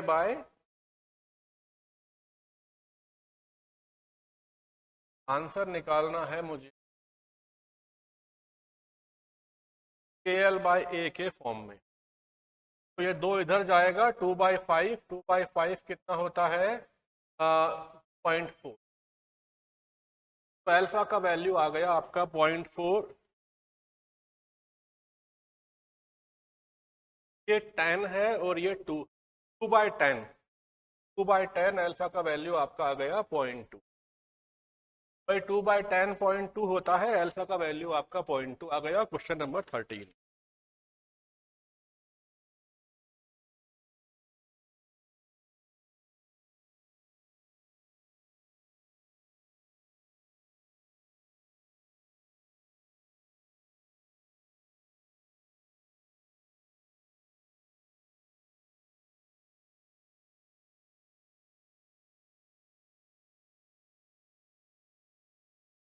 अभी क्वेश्चन नंबर 14, 15, 16 ये लगभग सारे बच्चों ने कर दिया। तो मैं आपको इसका हिंट दे देता हूं कैसे कैसे करना है। 14 में क्या करना है? क्वेश्चन नंबर 14 में ऐसे करके एक बड़ी सी बनानी, इधर A लगाना है, इधर B लगाना है। ये हो जाएगा आपका जिसका रिफ्रैक्टिव इंडेक्स कितना है? NB, या इसको A बोल दी। ये लेंथ कितना है? T। L ये कितना है? D। ये भी कितना है? L। ये है 1, ये है 2, ये है 1। अगर इस पूरी को आप T मानते हैं, स्ट्रेट लाइन को फिट कर सकते हैं, ये हो जाएगा t/4, ये हो जाएगा आपका a का पाथ निकाल लो, b का पाथ निकाल लो और दोनों को माइनस कर दो, है ना। सपोज यहां पे कहीं पे बनता है आपका जो है central maxima, path of B minus path of equal to divide by D या डी टेन थीटा। इसको सिंप्लीफाई कर सकते हैं तो आपका आंसर आ जाएगा, है ना। बड़ा ही सिंपल क्वेश्चन है, इसको अपने आप करना है इस तरह से, तो अपने आप करना है, इसका आंसर आ जाएगा 1.2। 15 को देख लेते हैं, बड़ा ही इजी क्वेश्चन है। यहाँ पे वो वर्टिकल वॉल को हिट कर रहा है तो आप खाली एक्स कोऑर्डिनेट अगर आप लिखेंगे 15 क्वेश्चन में ऐसे आएगा mg, ये तो आपका माइनस का j है और माइनस का c। हमें पूछ रहा है खाली एक्स कोऑर्डिनेट, खाली एक्स की बातें कर लो। M A X equal to M G तो आएगा नहीं, M X by D T equal to minus X. X को इंटीग्रेट कर लो, अगर आप वी एक्स को इंटीग्रेट करेंगे तो आंसर क्या आएगा भाई। इनिशियल वेलोसिटी तो आपको पता ही है u, इनिशियल वेलोसिटी आपको पता है u, तो वी एक्स को इंटीग्रेट कर लो तो आपका आ जाएगा U X raise to power minus M. Two X कितना है 20 कॉस थीटा यानी कॉस 6, गिवन है आपको 0.1, एम आपको गिवन है। इसको इंटीग्रेट कर लो, इंटीग्रेट करके x निकाल लो ना, इसको dx बाई डी टी करके t उधर ले जा। x का वैल्यू कितना आएगा, x का वैल्यू आएगा U X upon C by M 1 minus E raise to power minus C. अब सारे वैल्यूज पुट कर दो, t इक्वल टू 2 गिवन है, आपका x का वैल्यू निकल जाएगा 170। वेरी इजी क्वेश्चन, दिखने में थोड़ा ट्रिकी लगता है, अजीब सा लगता है, लेकिन जब क्लिक हो गया कि तो खाली x ही पूछ रहा है, y में हम लोग जाएं क्यों, तो बस x का इक्वेशन लिखो, सॉल्व कर लो, आपका आंसर आ गया क्वेश्चन नंबर 15। ठीक है, x का इक्वेशन लिखो, आपका आंसर आ गया, सॉल्व कर लो क्वेश्चन नंबर 15, दैट्स इट। अब क्वेश्चन नंबर 16 पे चलें, क्वेश्चन नंबर 16 पे चलते हैं। 16 क्वेश्चन थोड़ा सा कैलकुलेटिव है बड़ा ही इजी। 16 लगभग सभी ने कर भी दिया। इन क्वेश्चन थोड़ा सा कैलकुलेटिव है लेकिन इजी, और वो लगभग सभी लोगों ने कर भी दी।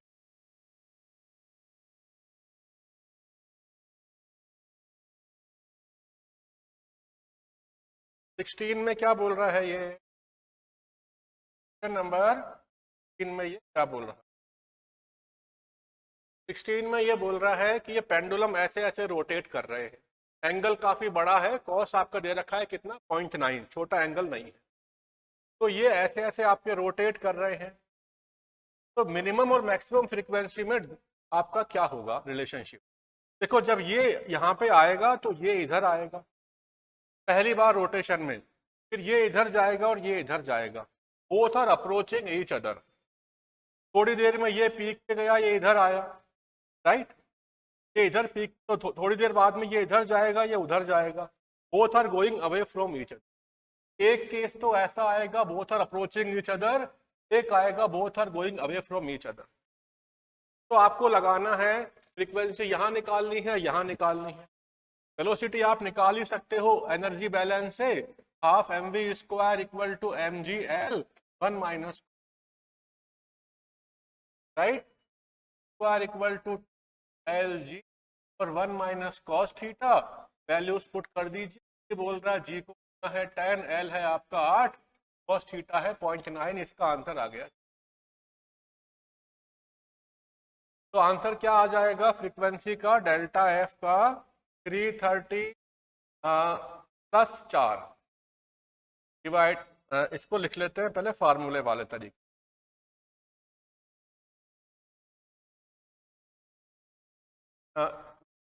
Plus V observer divide by V minus V. एक बार तो ये दोनों अप्रोच कर रहे हैं जब, और दूसरी बार में minus V observer upon V plus V source into F given है 660।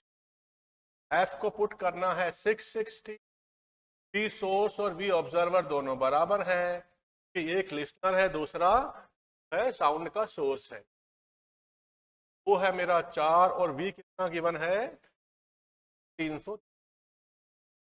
सारे वैल्यूज पुट करने हैं, कैलकुलेट करना है, अप्रोक्सीमेट 32 आंसर आएगा। क्वेश्चन में कुछ calculation, that is our last question. कि हमारा पेपर पूरा हुआ, कि हमारा पेपर पूरा हुआ। तो हमने क्या देखा, एक क्वेश्चन में कैलकुलेशन थी, लास्ट वाले में कुछ कैलकुलेशन, ज्यादा नहीं है लेकिन कुछ तो है ही। एक वो फ्लक्स वाला क्वेश्चन और बीच में एक दो क्वेश्चन और जहां पे ट्रिक थी। तो 16 क्वेश्चन में एक कैलकुलेशन, 2-3 में ट्रिक, सब मिला मिलो के 4 मान लेते हैं, 12 स्ट्रेट थे। अगर आप 10 भी कर आए तो बहुत बढ़िया है, आपका बहुत बढ़िया रैंक आएगा। लेकिन अगर आपका ब्रेन वहां अटक गया, उन 4 में टाइम खराब हो गया, डिमोटिवेट हो गए, तो किस्सा खत्म। तो ये बहुत ही क्रिटिकल फैक्टर है जेईई एडवांस में, डिमोटिवेट, ब्रेन का लॉक होना है ना। तो आई थिंक आपने जो मॉक टेस्ट दिए थे उसमें आपने इसको इम्प्लीमेंट कर दिया होगा, आपका ब्रेन फ्री होगा क्लॉगिंग से, आपने अच्छा किया। दैट्स इट, है ना, दैट्स इट, कि हमारा पेपर पूरा हुआ। अच्छा।